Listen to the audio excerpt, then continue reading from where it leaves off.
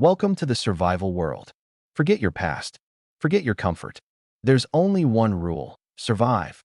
Armed with nothing but a treehouse seed, you must find hope and build a home in a jungle crawling with danger. Chapter 81. The Cave Maze. This wasn't just a single choice. It was a maze. Have you encountered any danger so far? Sue Xian asked Li Wenci. Does a mouse count as dangerous? It's about the size of a small cat, with red markings on its body and glowing red eyes.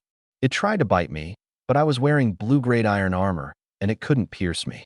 I just stabbed it with one shot, Li Wenci replied casually. You really have guts, Sue Xian muttered. That was insane. Red markings and glowing red eyes. That was exactly the type of mutated beast Sue Xian had killed before. Indeed, mutated beasts were now appearing in this activity. Last time, they could only be summoned via the altar, but this time they were appearing and attacking survivors directly. Earning points for mutants. Listen, they even give points now. I killed a huge mutant mouse and got 20 points. Li Wenci's tone grew excited. 20 points? Considering that normal wildcats' points dropped from 5 to 1, a mouse like this in the hunting event might be worth 100 points. For comparison, a mutated rabbit or cat was worth 500 points, so there was still a difference in strength. From her description, Sue Xian could also tell. The mouse couldn't pierce her blue-grade armor, while the blood-marked rabbit had. Perhaps beasts summoned from the altar were stronger than natural mutants. Entering the cave maze. Still haven't found the entrance? Try the cave. I found mine there. The entrance is likely inside caves, Li Wenci said, thinking Sue Xian hadn't found it. I already found it. Just checking in with you first, Sue Xian replied. Oh, go ahead then. I'll keep exploring and see if I can get out, Li Wenci said. Ending the voice chat, Sue Xian's fear of the unknown lessened slightly. Compared to him, knowing the dangers below, Li Wenci was far bolder. He chose the left path and decided to try it first. Using his iron sword, he carved a mark along the wall to leave a trail, then squeezed sideways into the narrow passage. Li Wenci had said there were dangers, but likely not too severe, since this was only the entrance. Perhaps he had been overly cautious before. Kiki accompanied him, but Sue Xian lifted it onto his shoulder, keeping it safe from potential mutant mice and other beasts. Proceeding cautiously, the cave was silent. The leather armor made no footsteps, and he could only hear slight scratches against the walls, falling pebbles, and his own breathing and heartbeat. Advancing slowly, he gripped his iron sword tightly, prepared for danger. The next fork. Still no threats appeared, and the map showed no red dust. Sue Xian doubted whether the map even worked in this passage. It was like entering a dungeon instance, while the map was just the overworld map. Now, he was underground, yet the map only showed surface terrain and enemy units, meaning it was useless for navigating the dungeon. Even enemy units weren't displayed. He wished the voice that unlocked creator permissions would appear, but it wouldn't. He had to rely on himself. That he marked one path and continued. Mutant mice attacked Kiki. Midway through the passage, Kiki squeaked loudly. Monsters! Sue Xian tightened his grip on the sword, moving carefully through the tight stone slit, backing up against a corner so he could see both left and right without turning.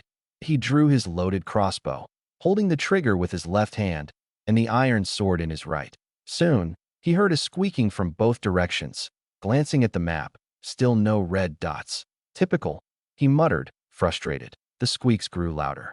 Two fat mice with blood-red markings appeared, one on each side.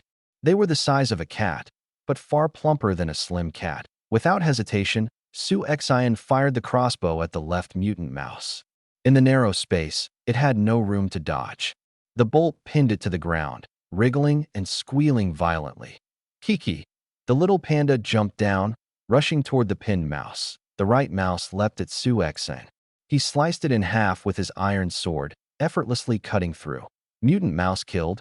20 points. So weak? Sue Xian was surprised. Of course, this was thanks to Kiki's warning, positioning himself strategically, and using two blue-grade iron weapons. Most people wouldn't kill them so easily. The pinned mouse struggled violently. Kiki slapped it, but it barely mattered. Sue Xian finished it with one strike. Mutant mouse killed. 20 points. He earned a total of 40 points easily. Looting the mutant mouse, he took out his boning knife to dissect the corpse. Mutant mouse skin, blue, times 1 mutant mouse tail, green, times 1 mutant mouse meat, green, times 8 kg 8 kilograms of meat. That mouse was fat and meaty. Only the skin was blue grade. The tail and meat were green grade. The tail's description: if you don't mind its origin, it's surprisingly delicious and can be made into soup. The meat's description: after mutation, the meat is firm, fatty, and without odor, perfect for grilling. Wait, it was edible. Why was it safe to eat? Weren't mutants supposed to be poisonous? Chapter 82. Mutated creatures in the maze. Sue Xian noticed something different about these mice. Previously, the rabbit and cat that had jumped out from the altar's stone carvings all had a prefix: corrupted. The blood-marked rabbit was labeled corrupted mutant rabbit. The blood-marked cat was labeled corrupted mutant cat. But this time, the mouse was just called mutant mouse, with no mention of corruption. Was it not fully infused with the blood markings? Looking at the mouse meat in his hand, Sue Xian realized the flesh had no red markings. Only the skin bore the blood-red patterns. Previously, the rabbit and cat meat had blood-red patterns throughout the flesh, even into the bones. This made sense. These mice were low-level mutated creatures, not fully corrupted by the strange blood markings. Only their fur was affected, making their materials lower grade. They were stronger than normal mice, but far weaker than the fully corrupted beasts from the altar. Testing the mouse meat, Sue Xian lifted a piece of the mutant mouse meat and showed it to Kiki. "Do you want some, Kiki?" Kiki pushed the meat away with a paw, looking a bit disgusted. Not because of the craziness over rabbit or cat meat, or the danger of corrupted meat. It was simply because it was mouse meat that Sue Xian figured it was probably safe to eat. He'd try some later. After putting the materials from the 2 mutant mice into his backpack, he placed Kiki back on his shoulder and continued forward. Cautious exploration. Soon, Sue Xian arrived at the next fork. He left another mark and continued. After several more forks, he hadn't encountered further danger. Suddenly, the ground beneath his foot cracked. He fell, but whoa! The passage was so narrow that when he straightened up, his body got stuck, preventing him from falling further. Young! Kiki jumped in fright. Sue Xian gasped, realizing there were traps here. Looking at the spot he had stepped on, he saw a thin layer of stone collapse under his foot, revealing a hole slightly larger than his foot. Peering down, it was pitch black, extending seemingly into the depths of hell. Even with night vision, he couldn't see the bottom. Is this another underground layer? He picked up a loose stone and threw it down, but no sound returned. How deep is this? Sue Xian muttered, uneasy. He threw another stone further down the narrow path. Crack. The ground broke apart like an earthquake-created fissure. Looks like this path is a dead end. He concluded. He marked a cross at this branch and sent a message to Li Wenci. Be careful. Some parts of the ground may collapse and fall. She replied quickly. I just encountered it. Sitting down to calm myself. Nearly fell. Any other dangers? Sue Xian asked. Just some mice and almost falling. Getting lost is the most annoying part, she said. He advised leaving marks to avoid retracing steps. Group updates in the maze. Sue Xian returned to the previous fork and asked the Explorer chat group. Has anyone found the entrance? Replies came quickly.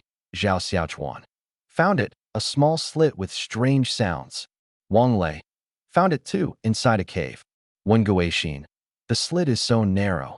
The further you go, the tighter it gets. Also, there are mice. Qin Yunlong. Are you all in a maze? How do you get out? Has anyone left yet? Qi Shuefei. I encountered a giant centipede. If anyone kills it, sell it to me. It's medicinal. Qin Shuhu. I just killed a huge centipede. Like a snake. Li Wenci. Be careful. Some spots aren't solid. I almost fell. Zhao Xiaochuan. Falling. I almost died rushing through. Sue Xian asked. The centipedes, do they have blood-red markings? Qi Shuefei. Yes, very strange. A special variant, I guess. Did you encounter one? Wen Guixin. The dead mice also have red markings. Creepy. Points are good though, 20 points each, called mutant mice. It seemed that everyone was encountering similar mutated creatures. Another danger. Has anyone left the maze yet? Ji Chuyang asked. Nope, still wandering. Sue Xian continued exploring untraveled paths, marking each turn. He encountered a few more mice attacks, all easily handled a T1 fork. He saw his previous markings. Back here already? He frowned that he chose another path and proceeded sideways. Blood-red toad ambushed suddenly. Kiki squeaked. Danger again. The little panda pointed toward a corner about 10 meters ahead. Su Xin readied his crossbow and sword. He felt a strong sense of danger, stronger than the weak mutant mice. Something was lying in wait. Stopping 7 to 8 meters from the corner, he tossed a stone toward it. Instantly, a slender, blood-red tongue shot out, dragging the stone into the corner. Ying! Kiki squeaked weakly. Su Xian froze. A tongue? From a creature. A huge body as wide as the passage appeared, filling the corridor. Its dark green, bumpy skin was unpleasant to look at, and its glowing red eyes exuded a sinister aura. A toad. Worse, it was covered in blood-red patterns. A blood-marked toad. Another mutated creature. Chapter 83. Dungeon entrance. Because of its bulky body, the toad couldn't move very freely in the narrow passage. It didn't advance, but just stared quietly at Su Xian, not moving a muscle. Its two large blood-red eyes protruded menacingly, but Su Xian wasn't intimidated. Compared to the lake-heart giant python, creek-bottom giant crocodile, and blood-marked giant demon, this toad seemed almost cute. This is basically a target practice, Su Xian thought with a faint smile. He aimed his crossbow at the blood-marked toad and fired. The bolt shot out rapidly, but just as Su Xian thought it would hit, the toad's blood-red tongue shot out, snatching the bolt from midair, barely a meter away from its mouth. Su Xian was stunned. What? This crossbow, made from mutant rabbit ears, was the strongest below purple grade, yet the toad just intercepted it. Was it because green-grade bolts weren't strong enough? Su Xian didn't give up. He loaded a poison bolt and fired again. The result was the same. The toad swallowed it, rendering the poison useless. The toad's tongue had extraordinary length, over 1 meter. Su Xian realized this creature must have excellent reflexes against flying objects, like arrows, even if its eyesight was poor for static objects. Switching to the spear, if a spear works, Su Xian thought. He returned his sword to the sheath and took out his custom long spear, nearly 3 meters long, enough to pierce the toad before its tongue reached him. Stay on my shoulder, Kiki, he whispered. Kiki obeyed, staying still. Su Xian sidled forward, moving silently in his leather armor. The toad noticed him, shifting slightly, but not aggressively. Su Xian suspected that, unlike surface toads, this mutated toad had night vision, explaining the large red eyes. Too bulky to move efficiently, Su Xian muttered, then suddenly thrust the spear forward. The toad's tongue lashed out again, but the spear sliced through it, barely hindered. Su Xian stabbed the right side of its body, piercing only halfway. Rib bit. The toad croaked harshly. Su Xian pulled out the spear and stabbed again. The toad tried to use its injured tongue defensively, but the spear was too effective. Before the third strike, the toad retreated, letting out a final croak, and slid back around the corner. It was still afraid, unlike the fully corrupted rabbit or cat that attacked blindly. Following the toad, good opportunity, follow it, Su Xian said. He sheathed the spear and drew his sword. The toad, freed from the narrow squeeze, moved faster, and Su Xian kept a safe distance of 3 to 4 meters behind. Its tongue couldn't reach that far. Kiki leapt off his shoulder, darting forward to scratch the toad's back, then retreated safely. The toad lashed out with its tongue but missed, giving Su Xian time to catch up. Nice job, Kiki, Su Xian praised. Young. Kiki squeaked proudly. With Kiki's harassment, Su Xian safely followed the toad. Gradually, the passage widened, no longer requiring him to sidle constantly. Exactly as I thought, this toad can lead me out of the maze. Kiki, come back, he said, recalling the little panda. Kiki jumped back onto his shoulder. Finding the underground river, the passage eventually opened into a corridor. The rough stone walls became smooth, artificial-looking. Su Xian slowed down, hearing the faint sound of flowing water. Ahead, a faint copper-colored glow appeared. The passage widened further, revealing its source, an underground river, cascading like a waterfall from a small gap above into the riverbed. The water was crystal clear, filled with fish, shrimp, and other strange subterranean life forms. The injured blood-marked toad was nowhere in sight. Su Exine thought, "For leading me here, I'll spare your life."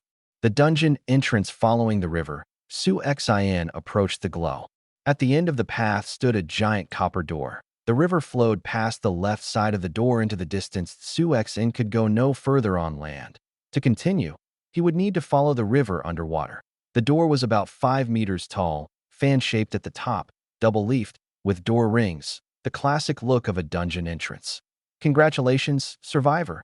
You have discovered the dungeon entrance. Enjoy the thrill of treasure hunting ahead. Chapter 84, Underground Staircase. This is the entrance to the dungeon. Su Exine scraped the copper door with his iron sword, but no scratch appeared. Only a sharp, grating sound echoed. What kind of special metal is this? He wondered. If it were bronze, even his blue-grade iron sword could leave marks, and the entrance was so hard to find. If he hadn't followed the toad, who knew how long he would have wandered the maze, encountering countless unknown dangers. He recalled the rules of the event. All survivors who fail to find the dungeon entrance will permanently leave this beautiful world. Even this first step alone would likely eliminate many participants. He knew the mysterious voice wasn't being kind. Sharing the discovery, Su Exine decided to share the method of finding the dungeon entrance with others in the group chat. Exploring alone was too dangerous, and helping others also allowed for some experience exchange. Everyone, I've found the dungeon entrance. The explorer chat immediately erupted. Wang Lei. Holy crap. Su Exine already exited the maze. I'm still going in circles. Li Wenxi, huh? You entered later than me.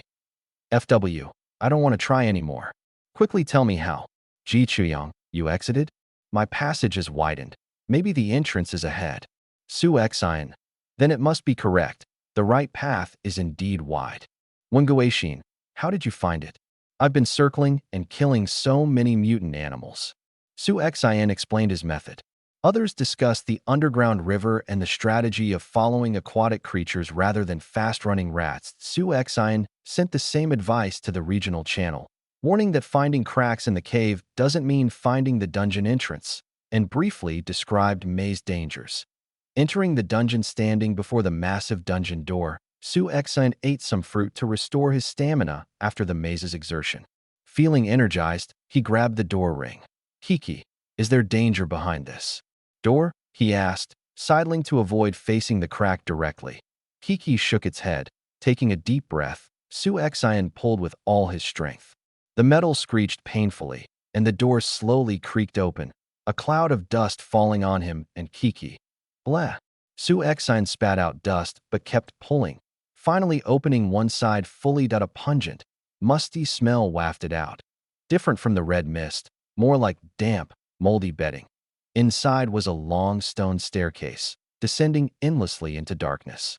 The stairs were wet and slippery, with dripping water from the overhead rock. The walls were built from smooth gray bricks, and candle holder-like devices were spaced along the way, likely for lighting, but were currently unlit.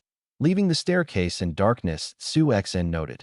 This stairway went very deep underground. Facing the descent, Kiki shivered slightly in fear. The dark, damp, moldy environment with dripping water made the place eerie. Having experienced the previous underground world, Su Exine felt a flicker of fear, even considering turning back.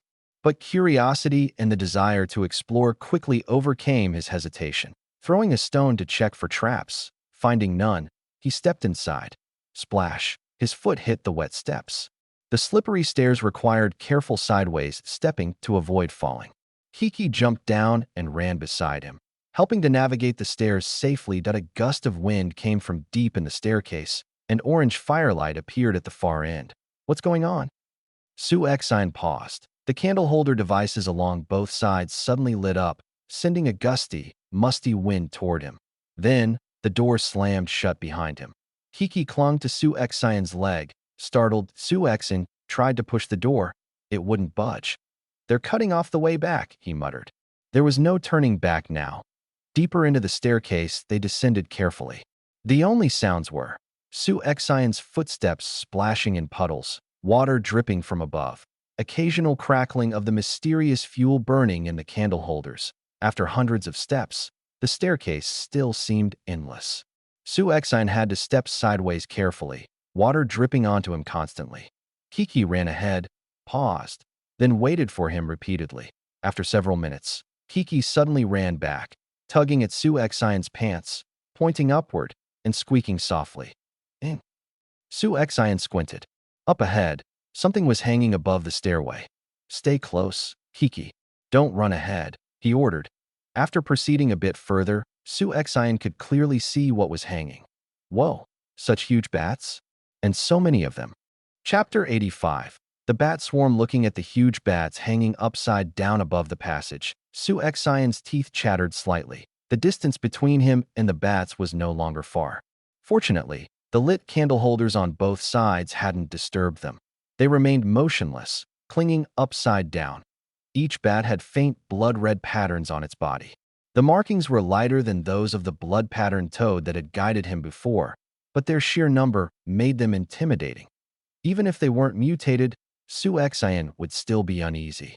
Blood-patterned creatures are naturally aggressive, and there were hundreds of bats here. He had two choices: sneak past without disturbing them or charge through an armor, hoping to kill some for points and materials. After a moment's thought, Su Exine chose the first option, that he wasn't sure if his iron armor could withstand them. If the bats pursued him in this wet, slippery passage, the risk of accidents was too high. Kiki, small and defenseless, could easily get hurt or even infected by the bats. Viruses if they were bitten. That he couldn't risk alerting the swarm. Stealthy descent. Wearing his blue-grade leather armor, Su Exine felt confident in his stealth. He lifted Kiki onto his shoulder and whispered, "Stay quiet, Kiki. We'll sneak past." "Ying." Kiki responded softly and nestled on his shoulder. Su Exine slowed his breathing, stepping lightly and carefully. The only sound was occasional water dripping. After descending dozens of steps, he was directly beneath the bats, only a few meters above. Up close, the bats were even more terrifying. Sharp claws gripping the stone, bodies wrapped in wings, fuzzy heads peeking out, eyes tightly shut. He switched from nose to mouth breathing to minimize noise and continued carefully downward.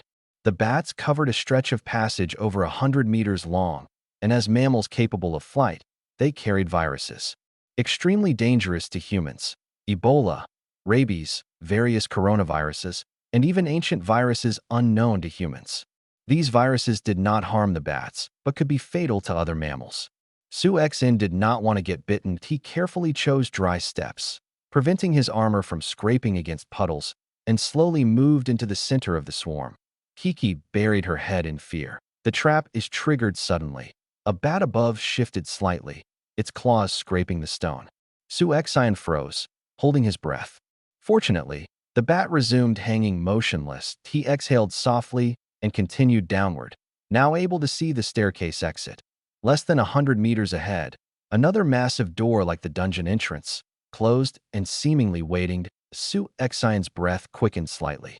He could not afford to alarm the bats, or he'd be engulfed in a flapping, screeching swarm. Carefully moving forward, he reached the edge of the swarm, almost free. He quickened his pace slightly. Then, click! His right foot pressed a step downward a few centimeters. Is this the trap? Su Exine froze, sensing something bad would happen if he lifted his foot. Kiki lifted her head, tugged at his clothes, and pointed upwards. The danger was coming from above. Su Exine saw the exit 100 meters ahead, glanced at the bats stretching all the way back, took a deep breath, and sprinted forward. The moment his foot left the triggered step, it snapped back into place, and the entire passage shook violently. The swarm was awakened. Bats flapped, screeching like rats, some using ultrasonic frequencies, making Su Exine's head pound and feel like it might explode. Run. Just run. Escape slipping didn't matter. He had to get out immediately. Before the bats could react fully, Su Exine bolted out of the swarm, running at full speed, gravity aiding his motion. From the corner of his eye, he saw countless bats unfolding their wings, blood-red patterns clear like veins, flying directly toward him. He raced down the stairs, unstoppable. The ultrasonic calls intensified his headache. He threw small pieces of mutated rabbit meat from his backpack backward to distract the bats. Some were drawn to it, but the meat was too small, and the swarm devoured it instantly. only slowing their advance slightly. The swarm became even more frenzied. Breaking through the door stairs trembled, candle flames flickered, water and small stones rained down, cutting Su Xian's face, but he ignored it. Finally, he collided forcefully with the closed door, creating a gap just wide enough for him to pass. The bats slammed into the door behind him, screeching and banging. Some crushed in the gap, leaving blood streaks. Su Xian sat down, breathing heavily. Clutching his pounding head, he pulled out his crossbow and shot one. Trapped bat. Mutated bat killed, plus 10 points. 2 more bats charged. He swung his iron sword, cleaving both into 4 pieces. Mutated bats killed times 2, plus 20 points. With the immediate threat eliminated, Su Xian slumped against the door, catching his breath, still head splitting with pain. Chapter 86. Starting the treasure hunt. Su Xian's heart was pounding wildly, his breaths coming in short gasps. Gradually, the headache eased as he realized he had escaped. He couldn't help but laugh, grabbing Kiki, who had jumped down and was watching him with concern, and ruffling its fur violently. Kiki protested, but to no avail. Its fur became all messy and disheveled. This trap was way too sinister. Su Xian still shivered at the memory. The entire passage covered in a black, squirming swarm of bats leaping at him could easily haunt anyone's nightmares. What scared him most was the viruses the bats carried. Even a scratch could be potentially deadly. Luckily, the blood-patterned bats couldn't pass through this door. Surveying the dungeon room, Su Xian looked around the room. It perfectly fit the definition of a dungeon that he was in a stone chamber the size of a living room, with uneven stone walls holding torches still burning, likely lit along with the candle holders earlier. The air smelled moldy and foul, and directly ahead was a corridor lined with decaying wooden doors every few meters. The corridor seemed endless, and the treasure was likely behind these doors, behind him. The big door was now quiet. Probably the bats had realized they couldn't break through and gradually left. Su Xian shook his head. I don't want to take that path again. Collecting bat materials before exploring, he decided to process the dead bats. With his boning knife, he dismembered the 3 blood-patterned bats, obtained mutated bat skin, green, times 3, mutated bat meat, green, times 2.5 kg. Surprisingly, not even a blue-grade item, worse than the mutated rat. The rat had yielded 20 points, but the bats were only 10 points. The bats' blood patterns were faint, mostly on the inside of their wings, confirming they were lower-ranked mutated creatures. Mutated bat meat, green, a special delicacy, edible if thoroughly cooked. Be careful of infection. Su Xian didn't dare eat it. Cooking might not neutralize all viruses. He stored the materials anyway, hoping they might be useful. Tech support underground. Su Xian wanted to share info with explorers, but his mechanical watch didn't project the familiar display. Only the hands moved to show the time. The watch doesn't work in the dungeon? Su Xian muttered. No signal, I guess. Looks like he had to rely on himself to explore. The first treasure room, he examined the chamber. Besides burning torches, everything was old and worn. The entrance of the corridor, a stone table caught his eye. Scratched onto its surface were crooked, illegible characters. These are Chinese characters? Su Xian carefully wiped the grime away. The words emerged clearly, though written clumsily, like a child learning to write. Among the scribbles, he made out 2 coherent sentences. Evil. Demons. They are all demons? Kill me. I want to die. And this one, you will die badly. The characters were filled with hate and despair. Was this carved by someone in agony? Su Xian swallowed, feeling uneasy. What happened to this person here? He turned to the dark corridor ahead.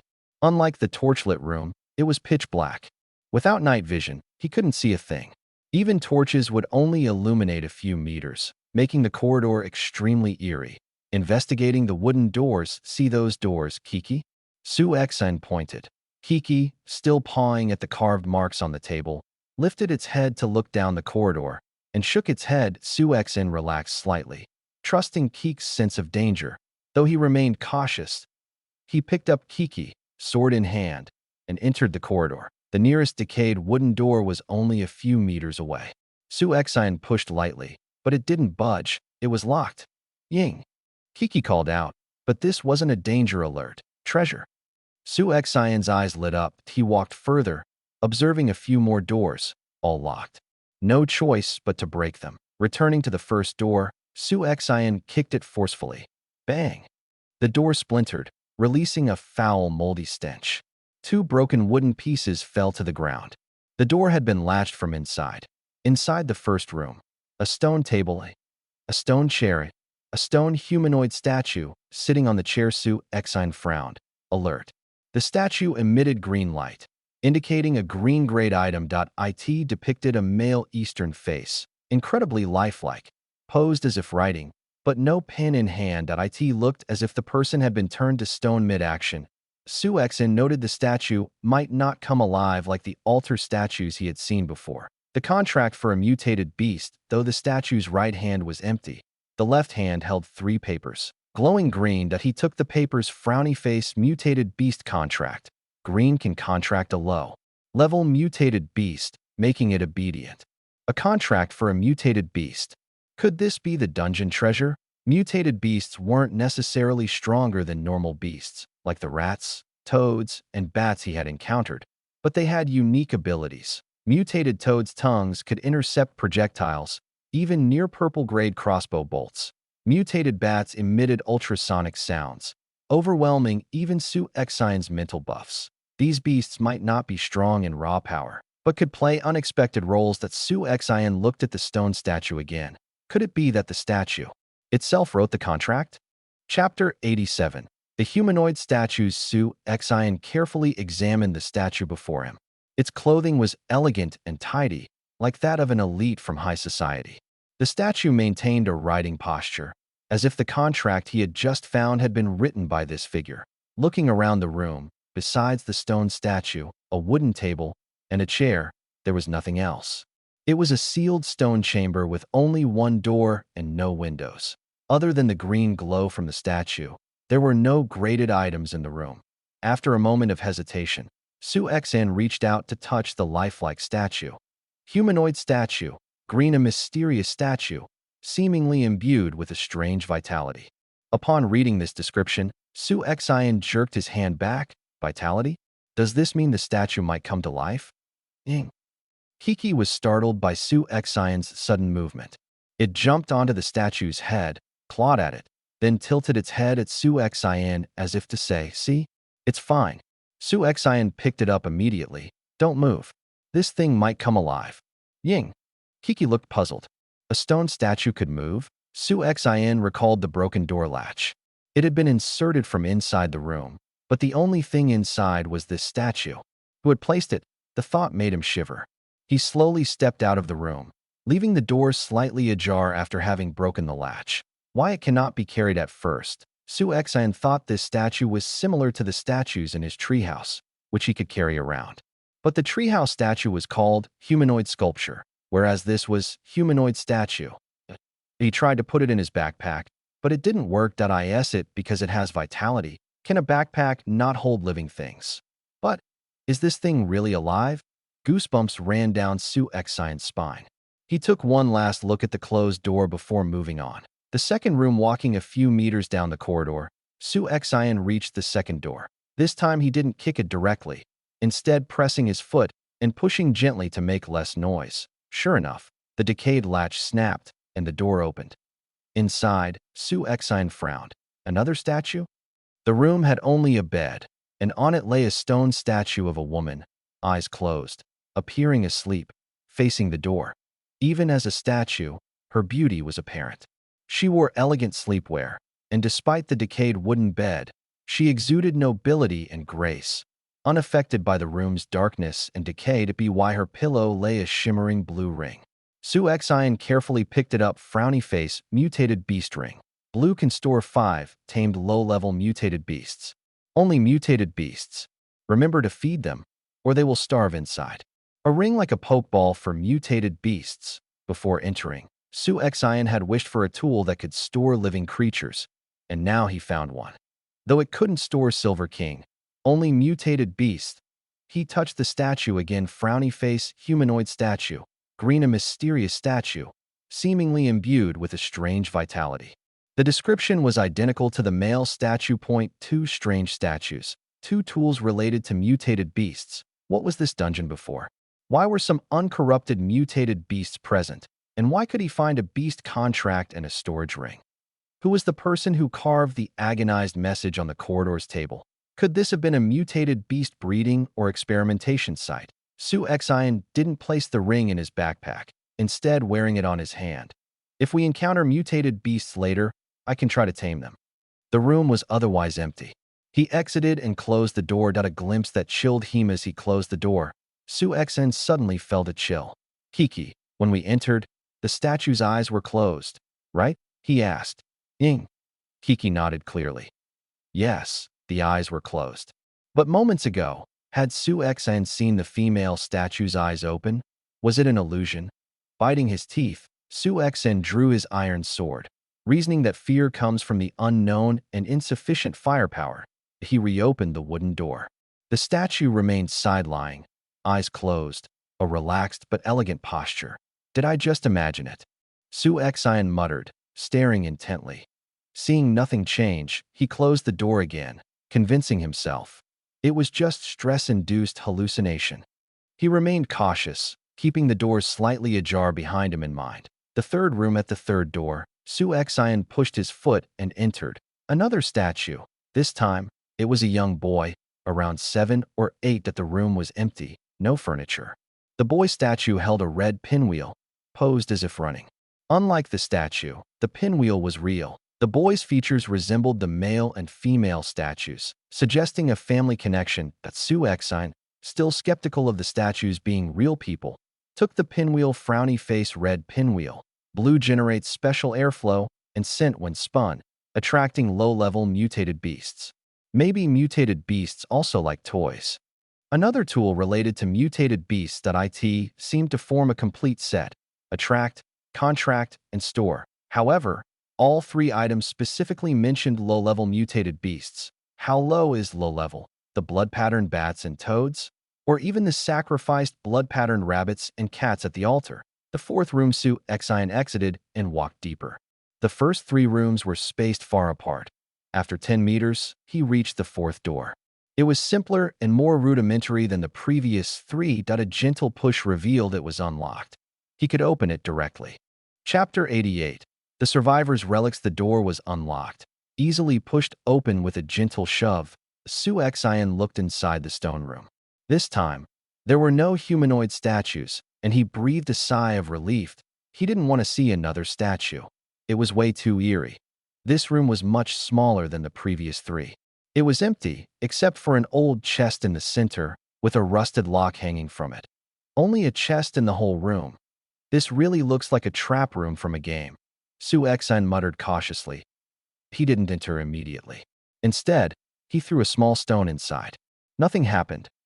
Kiki, sitting on his shoulder, didn't sense any danger.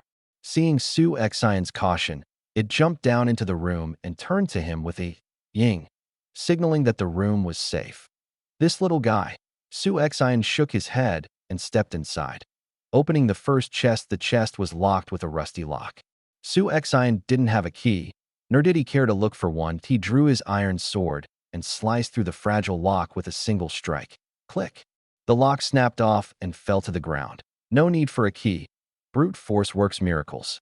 Su Xian habitually circled to the back of the chest, wary that something might jump out. The chest was wooden, giving off a strong, musty smell. Su Xian tried to lift the lid, but it was so old and fragile that it snapped off easily. Inside, he found a green-grade beast leather backpack. Su Xian was surprised. This was a survivor-level item normally crafted in a survival treehouse. Underneath it was a neatly folded set of clothing, a green-grade leather armor set, completely worn and tattered. The backpack contained basic tools and materials: stone pickaxe, stone axe, stone spear bow, and arrows, rotten fruits, wood, and stones. This really is a survivor's backpack, Su Xian muttered. Judging by the damage to the armor, its owner must have faced a brutal attack, leaving little chance of survival. Su Xian suddenly remembered the mysterious voice's words. The city holds countless treasures left by those before. Could the ancients refer to previous survivors? But what about the dead survivors? No bones remained. If so, who had folded the damaged clothes neatly, placed them in the chest, and locked it? The green backpack offered nothing of real value. The bow and arrows were mostly wooden and rotting, easily broken. Su Xian left everything behind and exited the room. The fifth room was across the hall. Su Xian pushed the door open. Inside, there was another wooden chest. He cut through the rusted lock with his sword. Inside was another green backpack, resting atop a tattered iron armor set. Another survivor's relic, Su Xian murmured. Again, the contents were basic materials, not worth carrying. These chests were filled with low-value items, like a chicken and egg dilemma, neither truly useful nor easily discarded. More rooms of similar content. Several more rooms contained locked wooden chests, all with the same situation, green backpacks and tattered armor sets. Until he reached the 10th room, the pattern finally changed. This room was locked from the inside. Using his usual method, Su Xian broke the door open. Another humanoid statue. This time it was a maid statue, a middle-aged woman holding a real broom, posed as if sweeping the floor. Her facial wrinkles and expression were astonishingly realistic, eyes focused on the ground as if genuinely sweeping. The realism was too convincing. The statues seemed to represent the actual residents of the dungeon. First room, male head of the dungeon. Second room, female head. Third room, their child. Fourth room, maid handling chores. Su Xian felt a chill. He now suspected these statues might truly come to life at some point. Fortunately, he wasn't alone. Kiki could sense danger and warn him. Kiki, if there's danger, make sure to alert me, Su Xian said, feeding it a blue-grade red berry. Kiki chewed and responded indistinctly. The broom emitted a blue glow, indicating it was a blue-grade item. Su Xian carefully extracted the broom from the statue's hands, wary that applying too much force might trigger it to come alive. Special broom, blue, a tool feared by mutated beasts. Waving it can repel low-level mutated beasts. Another tool related to mutated beasts, designed to repel them, opposite in effect to the red pinwheel.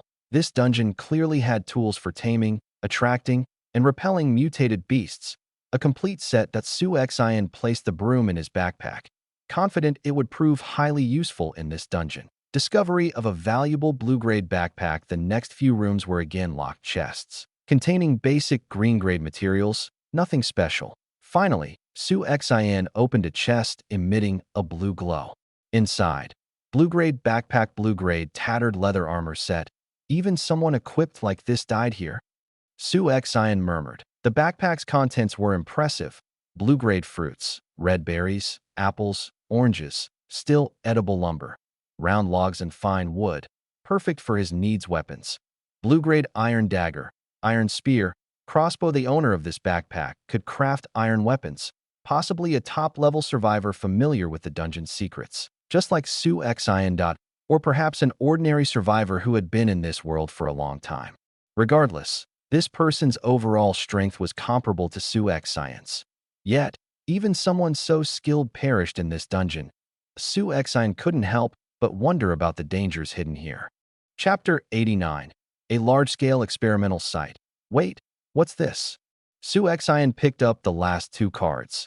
They were mutated beast contracts, green. Inside the backpack, there were two more beast contracts. Perhaps the previous survivor had collected them, put them in the backpack, and for some unknown reason died here. Leaving the items behind, Su Xian didn't overthink it. He placed the two contracts into his backpack, giving him a total of 5 contracts, perfectly matching the number of beasts the ring could hold. He packed the other items back into the blue-grade backpack and slung it over his shoulders. The backpack was small, so wearing two might feel awkward, but it wasn't a major issue. Only the logs and fine wood were somewhat heavy, but the blue-grade backpack reduced the weight to 1/10. Coupled with his increased strength, carrying it was effortless. As for the tattered blue-grade leather armor, Su Xian decided to wear it. He remembered that the weapon and armor crafting station could repair equipment, and although it would consume materials, it would likely be cheaper than crafting new items. With all this lumber, I can renovate the treehouse inside and out once I get back, Su Xian thought, momentarily pleased. But he quickly focused back on the dungeon, knowing it was far too dangerous to worry about home improvements right now. Approaching the remaining room, Su Xian exited the room and closed the door behind him. Looking down the corridor, he still couldn't see the end, but only 3 rooms remained unexplored. Beyond that, the corridor continued, but there were no more doors. Leaving him unsure where it led, he approached the first of the remaining doors. It was unlocked, and just as he reached to push it open, Kiki suddenly reacted. Ing! Danger! Su Xian narrowed his eyes and paused his hand mid-motion. This was the first time Kiki had signaled danger since entering the corridor. Su Xian inferred that the room likely contained a mutated beast. He gripped the special broom in his left hand and held his sword tightly in the right, pushing the door open just a crack that a putrid stench wafted out. The smell wasn't the usual damp rot, but the smell of decaying flesh that Su Xian hadn't smelled a corpse before, but he recognized it from spoiled meat. The mutated beast hauled through the small gap. Su Xian saw the interior. The room was huge, far larger than any previous chambers, like a hotel lobby. Rows upon rows of tall iron cages filled the hall, all rusted with age, making the place feel like a prison. Inside each cage was a wolf-sized beast, lying or crouching motionless. Their fur bore faint reddish markings. Are these mutated beasts? Are they dead? Su Xian wondered that he entered the hall cautiously. It was massive, 7 to 8 meters tall, with an area exceeding 1,000 square meters.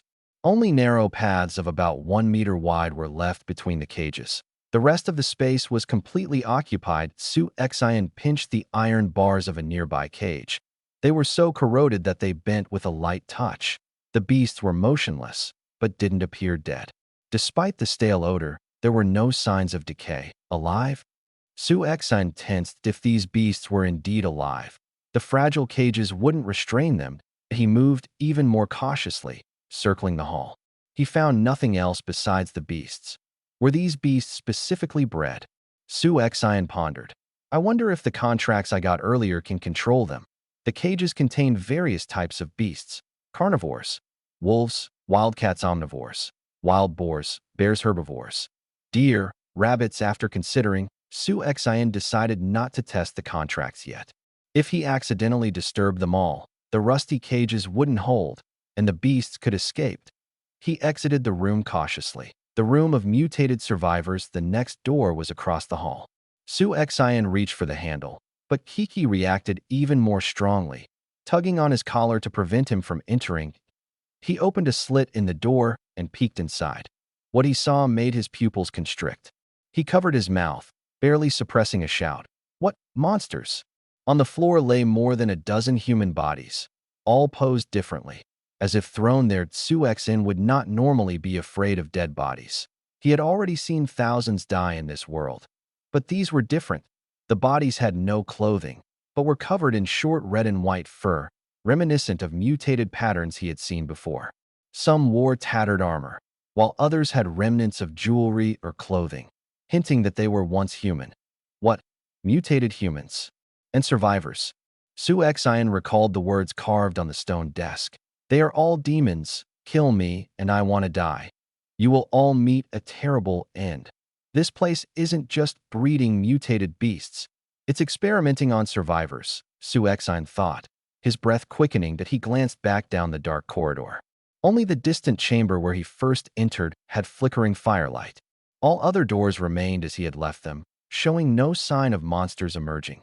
Kiki let out a soft ing, tugging his clothes, clearly warning him not to enter. Are those fur-covered things alive? Su Xian whispered to Kiki. Ying. Kiki nodded. Taking a deep breath, Su Xian closed the door slowly. Only one last room remained unexplored. The final metallic door. The final door was metal, unlike the others. It looked slightly old, but surprisingly untarnished, spotless. Su Xian tried the handle. It was unlocked and opened smoothly. Kiki remained calm, indicating no immediate danger inside. Su Xian pushed the door gently. Chapter 90.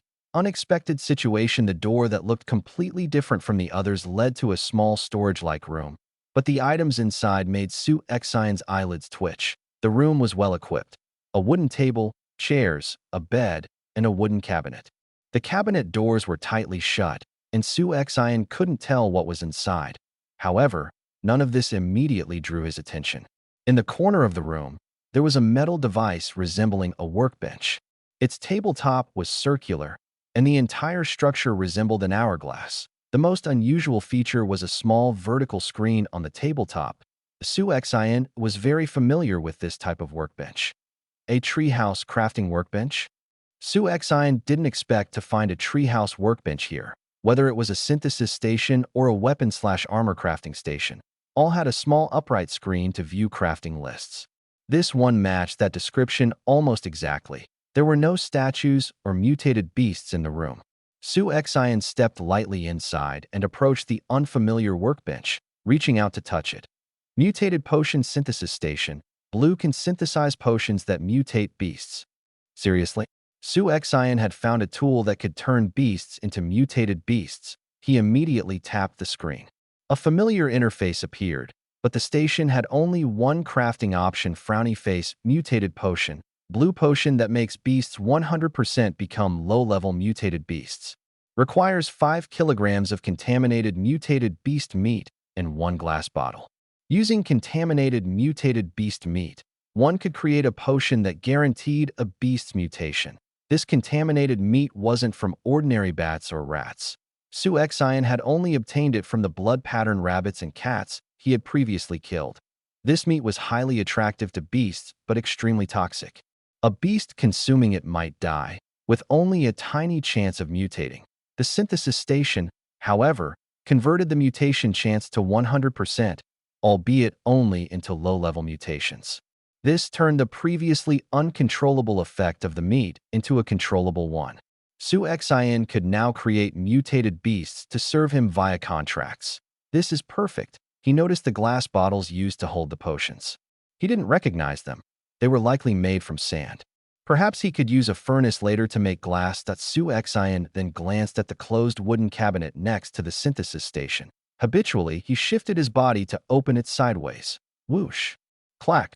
Ying! 3 crossbow bolts shot out of the cabinet, flying past Su Xian and embedded neatly into the stone wall behind him. Su Xian's sweat dropped. There's a trap. Luckily, he had opened the cabinet cautiously, else he would have been hit head-on. All the previous rooms had no such traps. This one did. Kiki, why didn't you detect this danger? Su Xian patted the small panda's head. Ying. Kiki tilted its head, then shook it. Apparently, Kiki could only sense biological threats, not mechanical traps. Previously, it hadn't warned him when he almost fell in the maze, but it always sensed real creatures like rats or toads. Looking inside the cabinet, Su Xian saw it had 3 layers, each holding a crossbow mounted inside. The triggers were connected to the cabinet door by thin strings, which fired when the door was opened a certain distance. That explained the 3 bolts. Simple trap, clearly set up by a previous survivor, not a professional. Mutated potion and crossbow. Su Xian quickly noticed the resources inside the cabinet. These are mutated potions? Each layer held 2 bottles of pale red potion, in glass conical flasks sealed with ground stoppers. He took one, confirming frowny face mutated potion. Blue makes beasts 100% become low-level mutated beasts. There were 6 bottles totaled. He immediately added them to his backpack, along with the 3 green-grade crossbows. Next, he approached the synthesis station, intending to carry it in his backpack. The station was metal but compact, so it wouldn't hinder movement. As he lifted it, the ground beneath him began to tremble. Su Xian looked at the station's original position. A protruding stone seemed to have been pressed down. No way. Did I trigger another trap? Su Xian twitched. Stone statues come to life. Ying ying ying. Kiki, who had been drowsy, suddenly cried out urgently. Leaping down to the doorway to the corridor, Su Xian peeked outside. The tremor intensified, just like in the staircase passage earlier. Please don't let those mutated beasts or humans wake up, Su Xian muttered.